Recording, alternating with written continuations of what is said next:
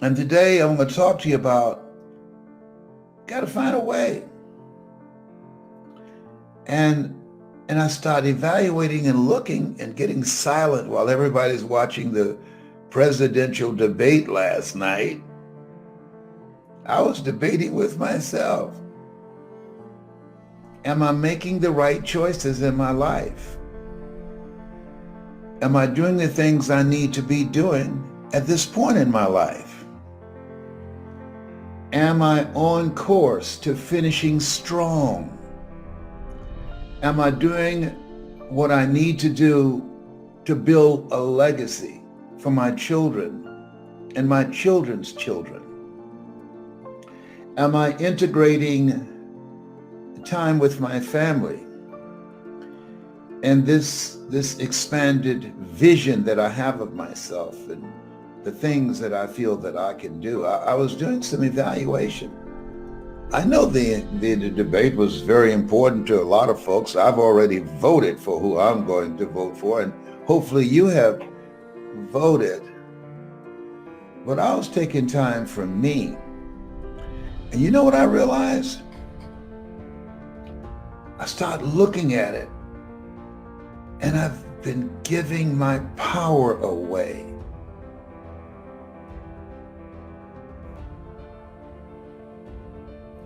I got in the habit of doing that. And I decided to take my power back in different areas of my life. Remember when Paul said, the things I should do, I don't do. And the things I shouldn't do, I do. I sit and think and meditate and marinate myself in words of wisdom. And there are some things that I know I should do, like keeping a social distance from the refrigerator.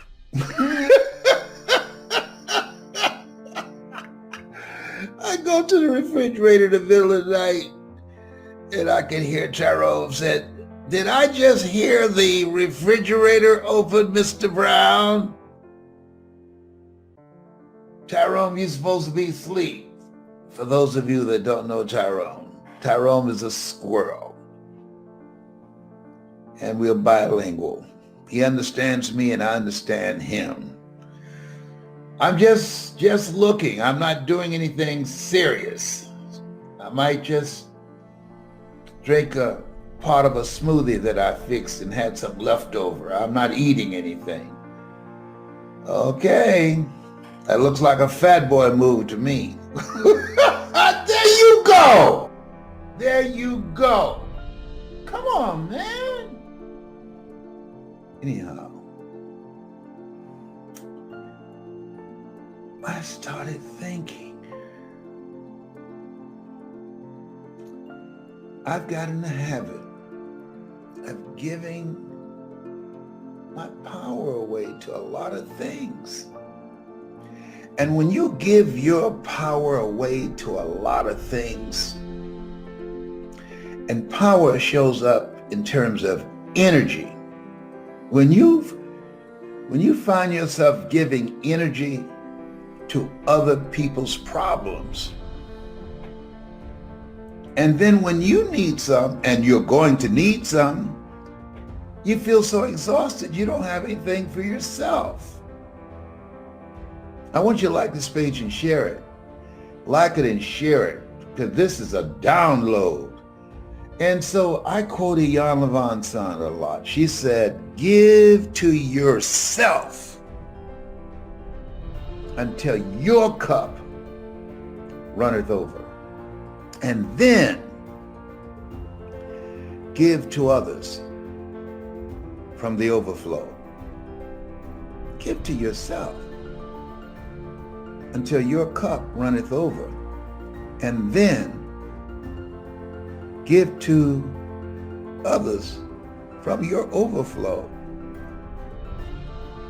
I want to talk to you about, and I want you to think about your goals and dreams and think about where where your life might be. You might be facing foreclosure or eviction, or lost your job, or just indecisive about what life has done to you and what direction you want to take your life in, or the relationships that are just toxic. I was talking to a friend the other day, and she hadn't been long with this guy that she'd been with, and they got married.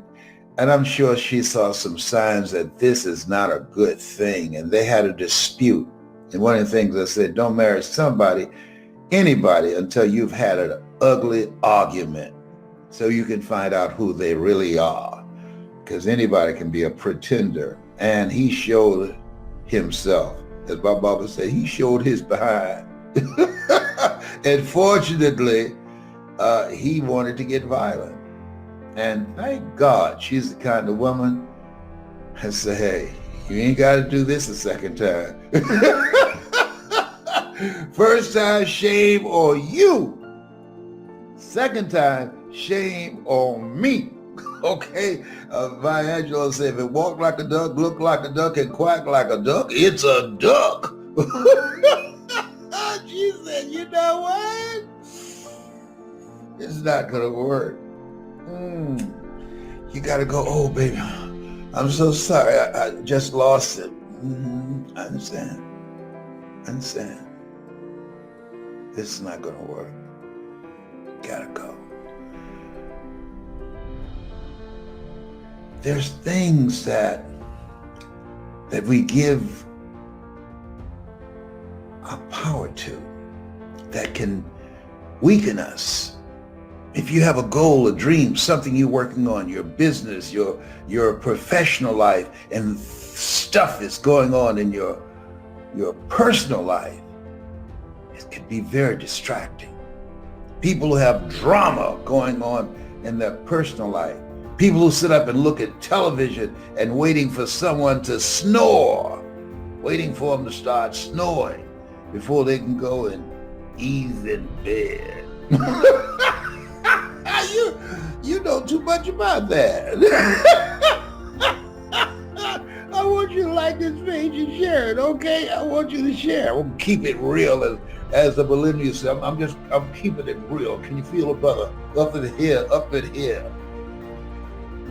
There was a news conference. My mother, she was interviewed when I had my talk show years ago, and a reporter asked her, Mrs. Mamie Brown, how did you know you could raise 7 children by yourself?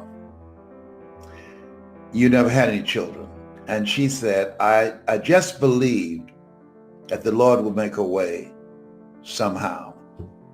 I want to share with you today what I learned from my mother. I learned a lot of things from her. But one of the things I learned from her most of all, that's important in this thing called life. Because in this thing called life, you're either in a problem, or you just left one, or you're headed toward one. Have you noticed? Yes. And sometimes, I got up and I said, I'm just looking toward the end of the debate. I just saw a little tad bit of it, and I found it so exhausting. There's so much going on now.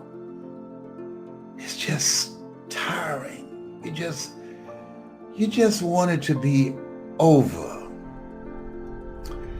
And at the same time, we have to learn how we deal with it. I want you to think about your goals, about your dreams. I want you to hold a vision of the next greatest version of yourself. I want you to start seeing, if you've suffered a major setback, I want you to get excited. And I'm asking something that it's going to take some effort on your part. I want you to feel. There's something about feeling. I want you to feel the victory before it occurs. Why? Everything happens twice. First in the mind, and in the without. I want you to feel and see in your mind's eye. Go to your imagination. The imagination is a preview of what's to come. Walt Disney. Go to your mind and feel relief. Whew. I got through that. I got through that. Thank you, Lord. I got through that. Claim it. See it.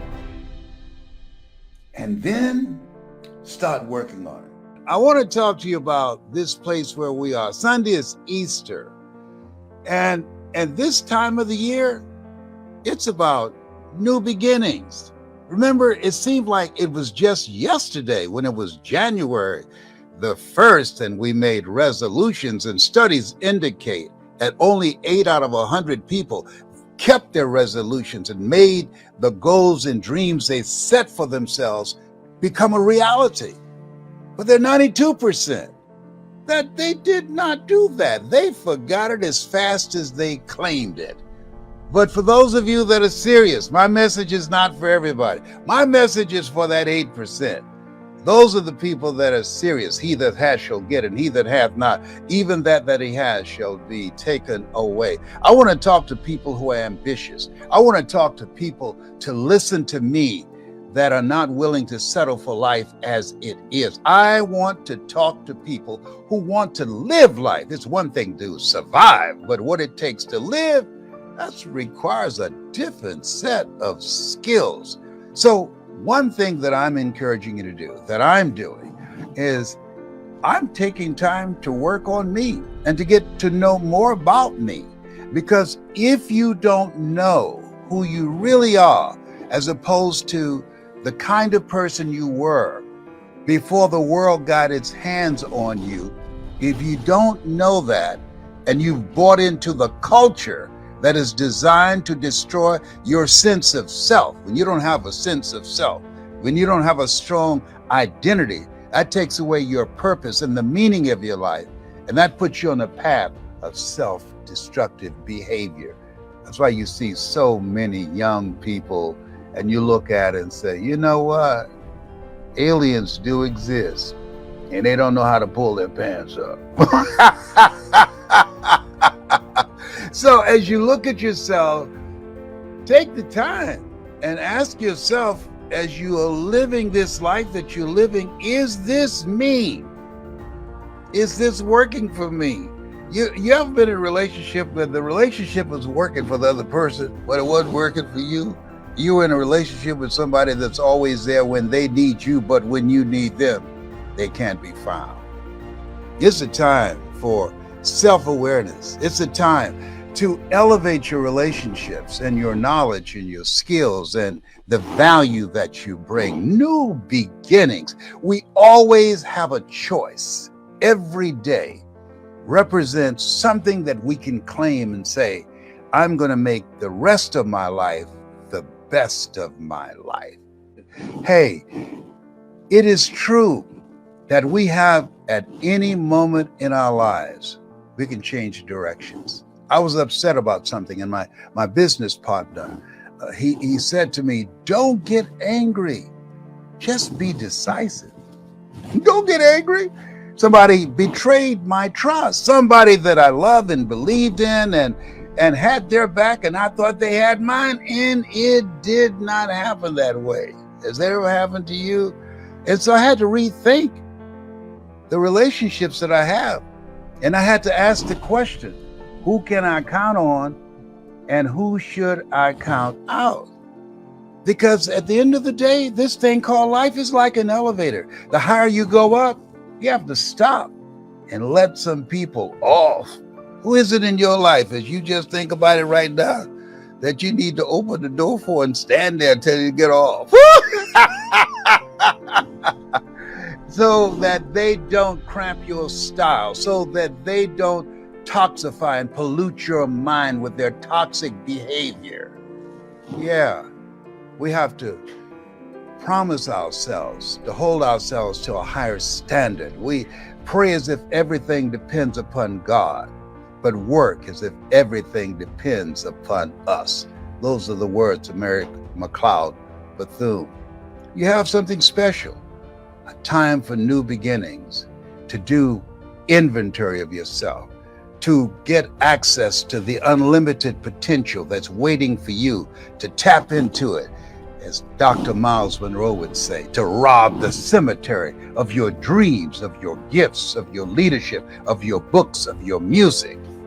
Yeah, you're here for a reason. There's something that would not be here. You're a missing piece of the puzzle. God needed your presence here at this point in time for our children and our children's children and for generations yet unborn. The time for new beginnings. What a blessing. We're here all because of God's grace and mercy. I say to you, honor yourself by looking at your life, taking personal inventory, and be honest with yourself. Ye shall know the truth, and the truth shall set you free. And decide that you're going to upgrade your environment. Your environment affects you. Your environment, it can change you. Your environment matters. It begins to affect how you see yourself, and how you see yourself will be represented in your thoughts and your actions and the achievements that you make or you don't make. This is a time that requires new skills, new thinking, and a hunger to live your greatest life. You have something special. You have greatness. Other thing is, you look at yourself and look at your dreams, detoxify your life, write that down. See, I think that most people never achieve their true goals in life because they're surrounded with too many toxic, negative, energy draining people. You've got to look at the people in your life and ask yourself the question, what is this relationship doing to me? How is it impacting my life? Am I a better person? Sidney Poitier wrote a book called The Measure of a Man. And it's powerful, but I encourage you to get the tapes. I love his voice. And he said something in there. He said, when you go for a walk with someone, something happens unconsciously. It's not spoken. Either you adjust to their pace or they adjust to your pace. Whose pace have you adjusted to? See, you want to surround yourself. My daughter, Ona Brown, who's a speaker and coach, she says, call forth your team, but make sure these are people that you can learn from. I'll never forget, I'm on a special board with a Bishop T.D. Jakes, and we went into a board meeting. He looked at everybody before opening the meeting. He said, as soon as I know as much as you do, you're fired. And with that, the meeting is now open. Everybody continued to learn on that board. Trust me on that. A friend of mine, Dennis Kimbrough, motivational speaker out of Atlanta, he said, if you're the smartest one in your group, you need to get a new group. So as you look at yourself and look into the future, call forth your team.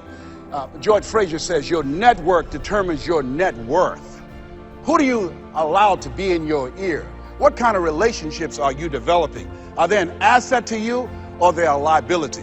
Do they elevate your spirits or do they tear you down? I think there are two types of people, nourishing people and toxic people. Nourishing people, they bring the best out of you. They encourage you, they inspire you, they hold you accountable. Toxic people, they are critical people, always telling you what you can't do. They're always measuring your possibilities based upon their failures. My mother said, never let anybody tell you what you can't do, son, especially if they haven't done it.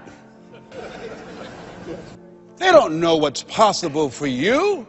So as you begin to look at yourself, begin to identify the relationships that you communicate with most and say, hey, is this relationship helpful to me? And then think about some people that you need to bring into your life that you can learn from, that you can grow from. I joined the National Speakers Association when I decided that I wanted to speak.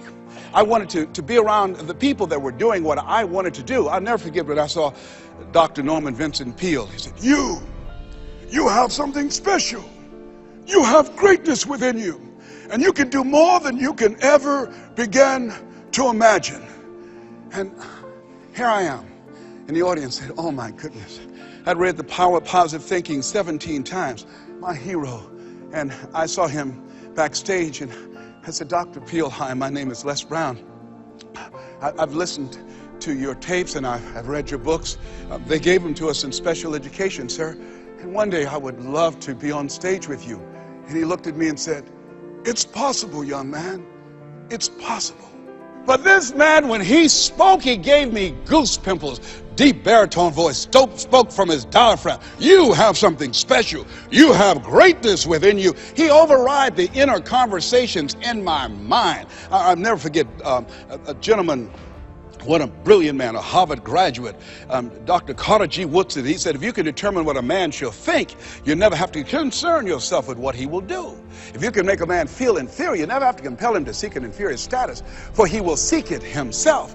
And if you can make a man feel justly an outcast, never have to order him to go to the back door. He'll go without being told. And if there's no door, his very nature will demand one. See, we live in a world where we're told more about our limitations rather than our potential. How many of you have ever been told that you couldn't do something? Raise your hands, please.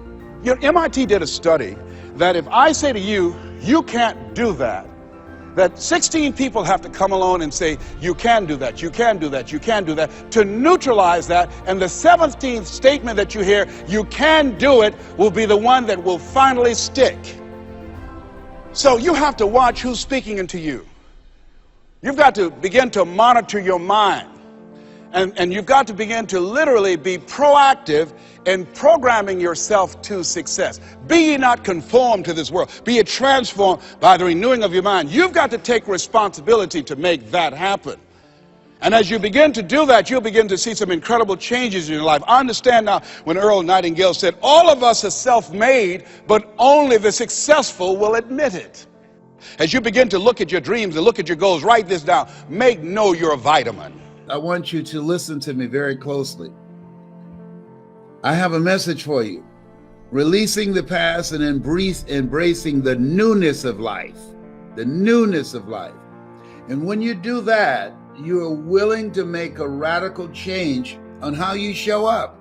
When I was in pursuit of my goal and dream of becoming a motivational speaker, before I got any speaking engagements, I used to, and I'm talking about to be paid, I used to go to the shopping mall after walking around Belle Isle for about 5 or 6 times in Detroit, saying I'm the world's greatest orator. I wasn't being braggadocious. I hadn't even been paid to speak yet, but I was calling forth those things that be not as though they were. And then I would get dressed up and go to the shopping mall. And I want you to write this down, 3 feet principle. 3 feet principle. That I practice the 3 feet principle, and that and that is talk to people. Write this down. I practice talk to people. I would talk to anybody that got within 3 feet of me. Hi, my name is Les Brown, and I'm a motivational speaker. Do you or anyone you know that can use my services? And if that doesn't work, guess what? I'll talk to more people. It's called a TTP principle, a TTM principle. Write this down. TT, talk to people, and then talk to more people. TTMP. About your business, about your product, about the things that you want to do with your life and where you're going. And you have no idea on how that's going to manifest itself. You have no idea. If you just listen to me every day, I'm going to give you something to do. You get an assignment, and the assignment now is talk to people, the TTMP, talk to more people. And we're going to do this all virtually. Because I'm not going out to shopping mall now. I don't go to shopping mall. I'm in the house. I don't go anywhere. Tyrone and I, we stay in the house. We keep social distancing from each other. Well, if you didn't know, Tyrone is a squirrel. That he taught me squirrely. We talk to each other every day. So back on point.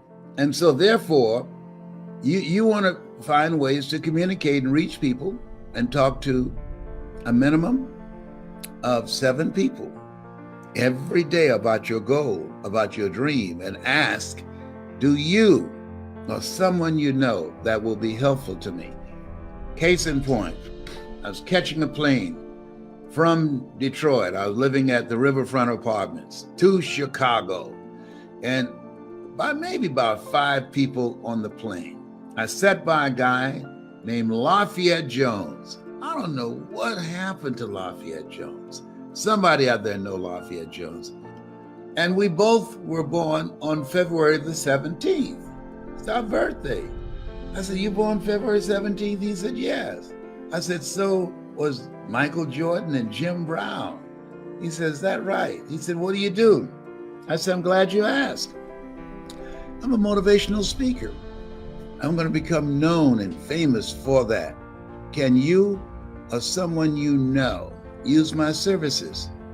He said, whoa.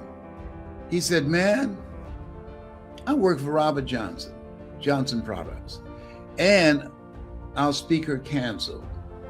He said, are you good? I said, that's what people say. He said, how much do you charge? At that time, I didn't know how much to charge. Listen to this. Listen to me. Are you listening? I said, how much have you allocated? He said, $5,000. I looked at him. Are you all right, brother? I said, did you say $5,000? He said, yes. Well, I didn't answer right away because I didn't want to speak in unknown tongues. Oh my goodness! I never had $5,000 for a speech in my life. I got love offerings for $5 and $25 that show that they didn't love you anymore. We love you, but Jesus loves you more. I said, yes. So then, but I furthered the conversation.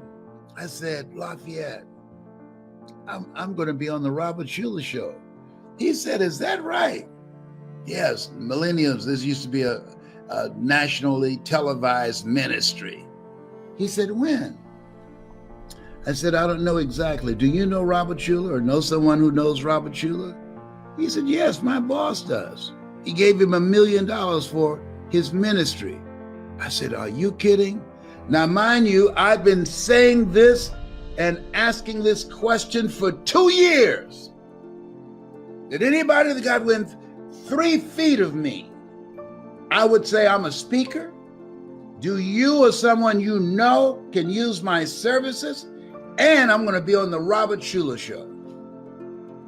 Televised ministry. You got to call forth those things that be not as though they were. There's power. You, as a friend of mine, billionaire PA, speak your dream into existence. And he said, my boss knows him, Robert Johnson. I said, is that right? I did the event. I spoke. At the end, I got a standing ovation. And Mr. Johnson ran to the podium. He said, who are you? I said, I'm Les Brown, Mrs. Mamie Brown's baby boy. He said, man, you were good. You saved the day. He said, man, if I can ever do anything for you, let me know. I said, do you know Robert Schuller? He said, yes, I gave $1 million to his ministry. I said, I want to be on his program. He said, you got it. The next day at Riverfront Apartments, I got a phone call. Hello? Hi, this is Les Brown. This is Robert Schuller. Robert Schuller? Yes. Wow. Wow. Hold it just a minute. I got to go to the bathroom. I'll be right back. Put the phone down and ready. It's number one. It's number one. Then I came back. Hello? You can't make this stuff up. I was so excited. He said, I heard you're a very good speaker. I said, that's what people say. My mother taught me self-praise brings no recommendation. He said, I want you on my program. And he scheduled me, and I went in and I did the show 2 different times. Listen to me. You got through 2020. You got through 2020 against all odds. You showed up. You have favor with God. You showed up. There is something that you're supposed to do. And it's not the same thing you've been doing already. Make a radical change. All of us are the same way. The only thing that separates us are the choices and our behaviors. Listen to me. Our choices, our behavior, our habits. We'll be a team, a community of greatness, of people working on their goals and their dreams. Because you can't do it by yourself. Especially now, all this stuff that's going on right now. No. I cut my hair because I didn't want to see the same person in the mirror in 2021 that I saw in 2020. No, I'm working on myself. Got on a scale, and it was less of me today than yesterday because I'm serious. See, you got to be serious. Yeah, no. You got to be serious. You got to hunker down. You've got to be anchored in your mind. Why? Because we don't know what's coming. Life is stalking us. Look behind and thank God. I want you to do that right now. Just look behind right now. Just reflect on this past year in your life. And you woke up this morning. You woke up. Just so many ways you could have been taken out. So today, I want you to visualize the goal that you want to achieve. Because the foundation, you got to build the foundation. But I want you to make a commitment. I've made a commitment to take better care of myself, to get off my medication. I made a commitment to be more productive, to be more impactful. I made a commitment to at least keep a closer contact and build closer relationships with my family and with my friends. I've made a commitment, have more quiet time and exercise and doing the things that will indicate that I plan to die young at an old age, taking care of myself. You owe this to yourself. You have something special. You have greatness in you.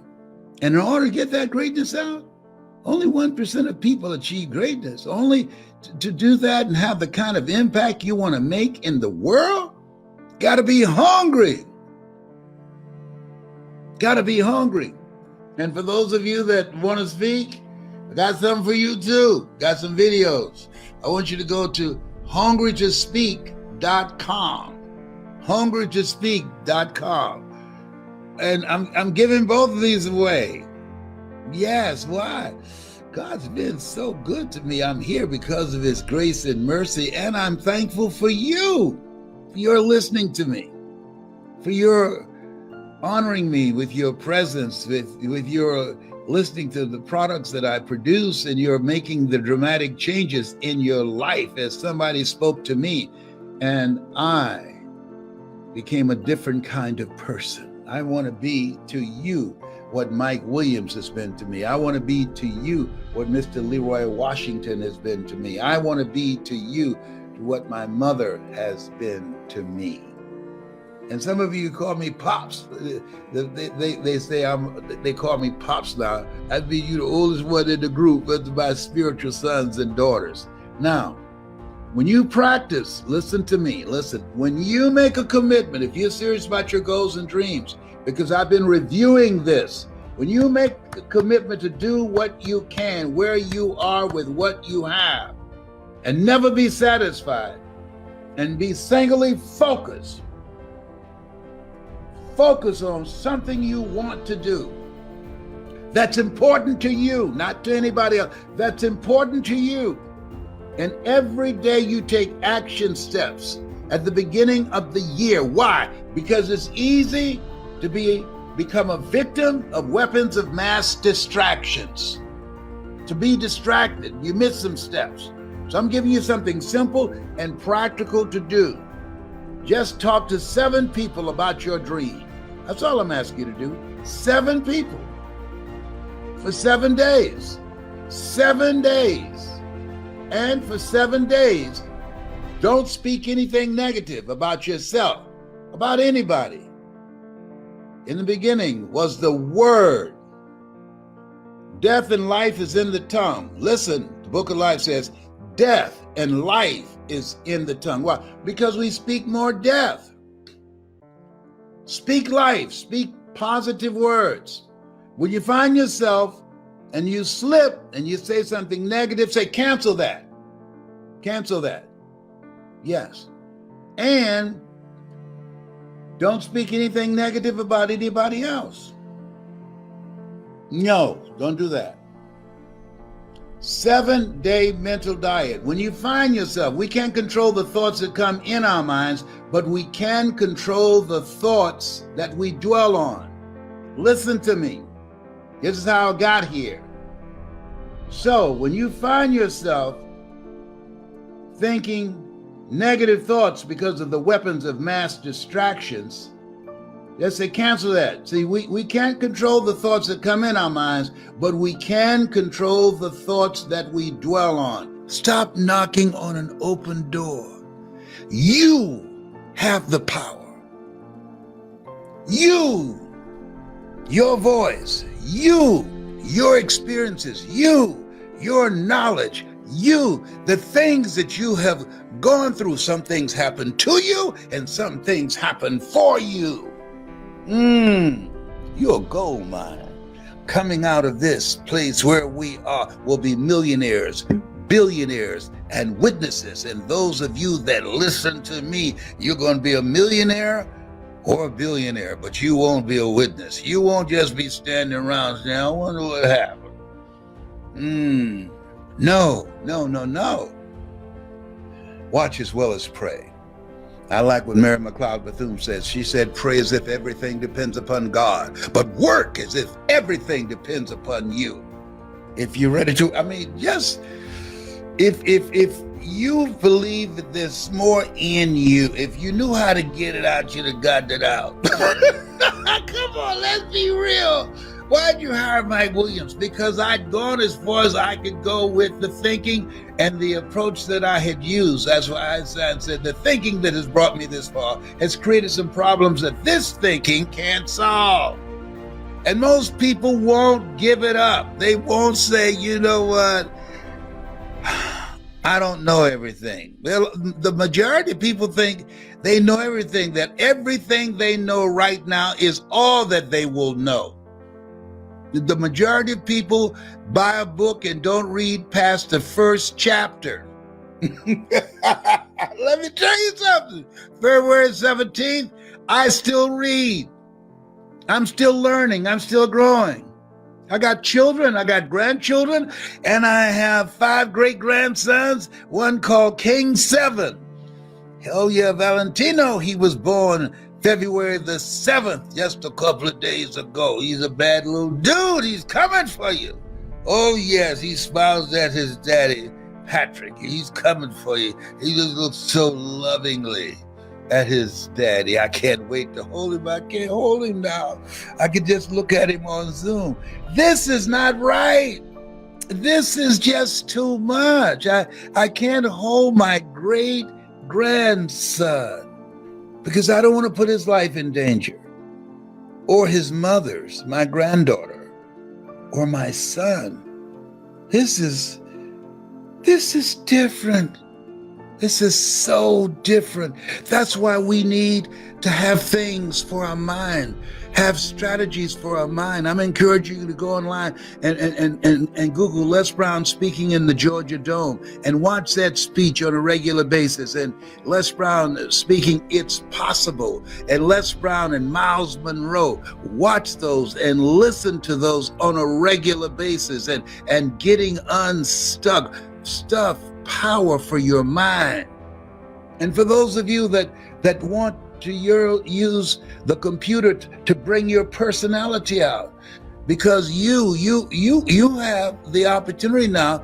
It's a level playing field. Everybody's got to do it from here. Everybody, you can order food. You don't have to leave your house. You can just pick up a phone. Instacart, I think they call that thing. They'll deliver it to your door. You just wait till they leave. And then you get your Lysol to go out and spray it and drag it in the house. This is a different place. Now, some people don't cope. They don't care. They go out. I ain't going nowhere. No, not at all. No. I'm fine right here. Oh, boy. If you're ready to be coached, if you are ready to be stretched by me, if you want to be a world-class entrepreneur and business person, this is the new platform. Everybody's got to operate from here. Everybody. You want to invest in yourself. That's what I did. You want to develop your personality so you can get through there. It's not enough just to share information. You put me up against anybody. They can have PhD, MBA, or CB. CB stands for cornbread. That's me. You give them a computer and give me what? And let us go head to head. I'll get the butter from the duck. It's a level playing field. This is a golden age right now. Incredible opportunity for people who invest in themselves and get the coaching they need to bring out their personality, their passion, their energy, and how to monetize their knowledge and their skills. When a team have a losing season, they don't fire the players. You know what they do? They get a winning coach. They get a coach who wins. That's what they get. You want to be the best, you want to be coached by the best. I don't say this to impress you, but to impress upon you. Coaching matters. It matters. And so when you are serious and want a competitive edge and you want to win, I'm looking for people who are hungry to win. That's how I got here. I was hungry to win. I didn't care about your PhD or MBA. I was hungry to win, to control my own personal economy, to control my life, to take care of my mother, to buy my mother a home. I was hungry to do something that's me. It's me. I got tired of being fired. I'm not mentally fit to work for somebody for the rest of my life. There's some people that are. I remember a guy that I hired as my consultant. I'll never forget when I went to the city where I went to see him and spent a whole day with him, and he looked at me with amazement. And his wife said, when I left that day, he stopped me at the door and he said, "Thank you for turning to me as a consultant to train you how to speak and address corporations." He said, "But you know something, Les?" I said, "No, I wouldn't hire you." I said, "Why? I have an MBA. You think if it were in fact possible to speak to corporations around the world, I got an MBA, you think I would be working on this job where I'm working 65 to 70 hours a week? You think I don't have anything else to do with my time?" He said, "I'm just telling you, I got the check. I'm just telling you, you're wasting your time. They're not going to hire you." I said, "Thank you." He said, "You ought to give this up, man, and try and find a job in another city as a disc jockey." I said, "Man, that's behind me. I'm not looking back. I want to do something different with my life." And Mike Williams is with me. And his wife said, the two of them went to the window, looking out the window as I was getting in my car. And she asked him, "Do you think he's going to listen to you and give up this crazy idea of speaking to corporations and speaking around the world, even though he doesn't have an MBA like you, or any college at all, or any corporate experience?" And he said, to his credit, he said, "No." And she was stunned. She said, "Why? I thought you were very convincing." Why? He believes in you and what you say. And he said, he doesn't know enough to know that he can't do it. And so he's going to go forward. He's going for it anyhow. See, sometimes you've got to be intelligently ignorant. You don't know what you can't do. According to the laws of aerodynamics, a bumblebee isn't supposed to fly because its large body cannot be held up by its little puny wings. But the bumblebee doesn't know it. Sometimes you've got to be intelligently ignorant. Lean not unto thine own understanding. There's some things that does not fit within the realm of logic and reasoning and being practical. That's why we're taught to judge not according to appearances. You got greatness in you. Don't you judge yourself based upon your failures, based upon your past, based upon the stuff you've gone through. No! Greater is he that's in you than he that's in the world. No! You were born to do good stuff. No! You are more than a conqueror. And if life knocks you down, try and land on your back, because you can look up, you can get up. If you're ready to get back up and control your own economy, if you're ready to get back up and control your own life and be your own boss, and let me show you how to do that. I can hook you up. Oh, he's on fire. Oh, behave. Whatever. Better must come. As Althea Grant said. I want you to say that to yourself. You're going through some stuff right now. I want you to say, better must come, in a voice of defiance. She was under her aunt's bed and her aunt treated her like dirt. Her mother dropped her off and then let her know, I'm leaving the country, and left her with an aunt that treated her like nothing. And she heard a song called Better Must Come, and that was the mantra that kept her from losing her mind. Sometimes we need something that we can hold on to, something in spite of our situation, something in spite of the abuse, something in spite of the cruelty, something in spite of the hopeless situation that we find ourselves in, that we can hang on to and say, better must come. Better must come.